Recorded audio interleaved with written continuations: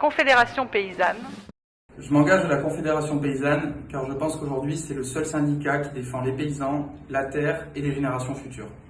Je m'appelle Valentin, je suis agriculteur à Pau, j'ai une ferme qui fait 80 hectares, il y a une soixantaine d'hectares en grande culture, principalement du maïs, et 20 hectares en maraîchage, arboriculture diversifiée, distribués majoritairement en circuit court. Pour moi, les positions de la Confédération paysanne sur l'énergie sont les bonnes.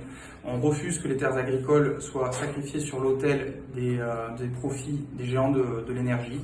C'est pour ça qu'on s'oppose aux méga projets de méthaniseurs et projets alibi d'agrivoltaïsme. On considère que l'énergie doit être à taille humaine et le premier bénéficiaire doit en être l'agriculteur. Aussi, on refuse les projets qui détournent la vocation nourricière des terres agricoles. De la même manière, sur l'eau, la position de la Confédération paysanne est très claire. On est pour l'irrigation, mais pas à n'importe quel prix. Les projets comme ceux des méga-bassines, qui bénéficient à très peu de producteurs et ne tiennent absolument pas compte des réalités climatiques actuelles et à venir, vont directement dans l'impasse.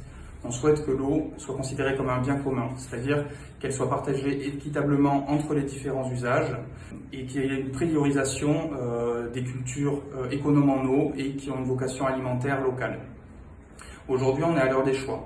Si on veut continuer dans ce modèle qui va droit dans le mur, c'est-à-dire celui construit par la cogestion FNSEA-GIA depuis 60 ans, dont on voit les limites, alors vous savez pour qui voter. Sinon, pour des campagnes vivantes, votez Confédération paysanne. Pour une agriculture vivante, votez Confédération paysanne. Soyons fermes.